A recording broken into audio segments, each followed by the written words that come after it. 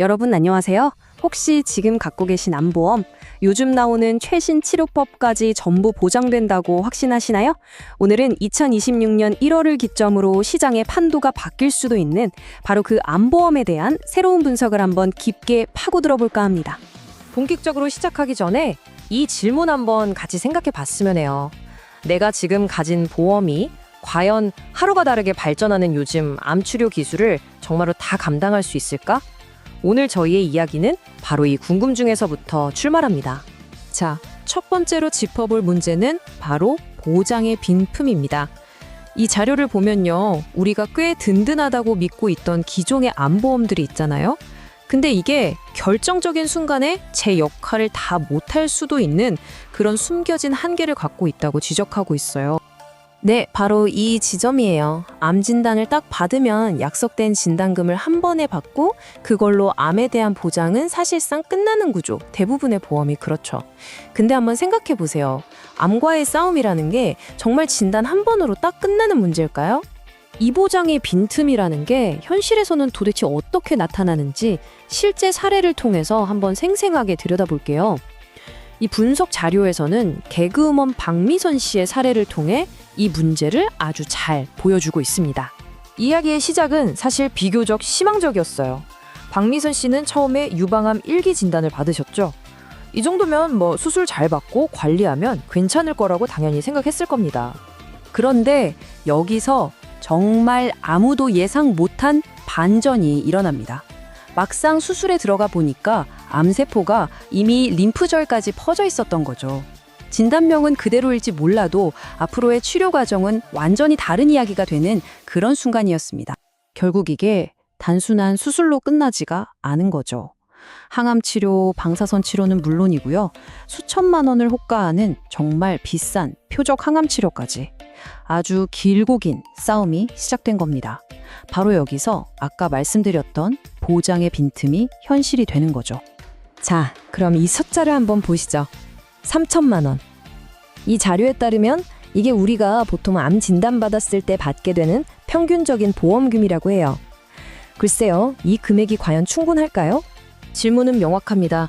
이 3천만 원이라는 돈이 박미선 씨 사례처럼 길고 복잡해진 치료 과정 전체를 정말로 책임질 수 있느냐는 거죠. 수술비는 물론이고 치료받는 동안 일을 못하니까 생활비도 필요하고 무엇보다 가장 큰 부담이 될 수 있는 새로운 약값까지 말이에요. 그렇다면 이런 보장의 빈틈, 이걸 메울 방법은 없는 걸까요? 다행히 이 자료에서 바로 그 대안을 제시하고 있습니다. 암 치료의 전 과정을 책임지는 새로운 방식의 보험 구조인데요. 한번 자세히 들여다보시죠. 이 표를 보면 차이점이 확 드러나죠. 분석에 따르면 A사와 같은 기존 방식은 진단비 1,000만 원 딱 주고 나면 그걸로 끝이에요. 근데 여기서 예시로 든 메리츠 상품은 비슷한 보험료인데도 표적 항암 치료비 같은 게 추가되고 지급 방식도 한 번이 아니라 매년 지급되는 구조로 설계되어 있다고 설명합니다. 이 자료에서는 이런 새로운 구조를 암, 치, 단비라고 부르더라고요. 말 그대로 진단비랑 치료비를 합친 개념이죠. 분석의 핵심은 이거예요. 보험사들이 시장 점유율 높이려고 경쟁하면서 한시적으로 진단비 상품에 가입하면 이 비싼 치료비 보장을 일종의 프로모션처럼 그냥 얹어준다는 겁니다. 그럼 이 새로운 모델이 만약 박미선 씨 사례에 적용됐다면 어땠을까요? 이 분석을 보면요. 최초 진단비를 받고 이어서 표적 항암 치료비를 받고 또 전이된 암에 대해서도 보장을 따로 받는 식으로 치료 단계마다 계속해서 보장이 이어지는 구조로 설계되었다고 해요. 그런데 이 보장의 빈틈이라는 게 꼭 암보험에만 있는 얘기는 아닙니다. 이 자료가 또 다른 아주 흥미로운 사례를 제시하는데요. 약관에 있는 단 한 줄이 얼마나 엄청난 차이를 만드는지 보여줍니다. 바로 이 부분입니다. 만약에 뇌출혈이나 심근경색 같은 응급 상황으로 중환자실에 갔다고 쳐요. 대부분의 보험사는 6시간 이상 있어야 입원비를 준다는 거죠. 근데 만약 4시간 만에 상태가 좋아져서 일반 병실로 옮기면요? 한 푼도 못 받을 수 있다는 겁니다. 반면에 이 분석 자료에 나온 상품은 단 10분만 있어도 보장이 시작된다는 점에서 정말 큰 차이를 보이죠. 이거 정말 놀랍지 않나요? 이렇게 사소해 보이는 약관의 차이가 실제 위기 상황에서는 2천만 원을 받느냐 아니면 그냥 영원히 되느냐를 가를 수 있다는 겁니다.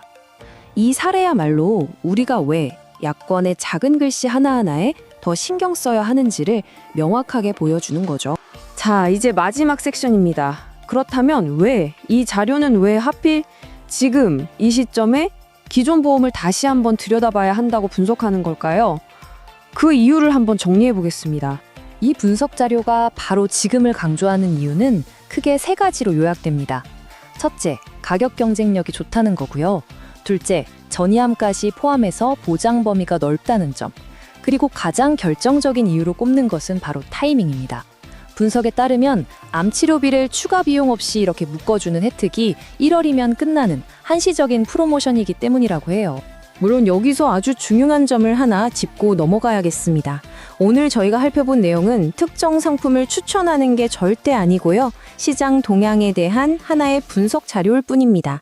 나에게 맞는 최선의 선택은 반드시 전문가와 충분히 상담하고 신중하게 결정해야 한다는 점 꼭 잊지 마세요. 오늘 분석을 마치면서 다시 한번 이 질문을 던져봅니다. 여러분의 보험은 단순히 진단이라는 한 번의 사건에 대한 보상인가요? 아니면 그 이후에 이어질 길고 힘든 회복의 여정 전체를 함께하는 든든한 파트너인가요? 이 질문에 대한 답을 한번 진지하게 고민해 보시면 좋겠습니다.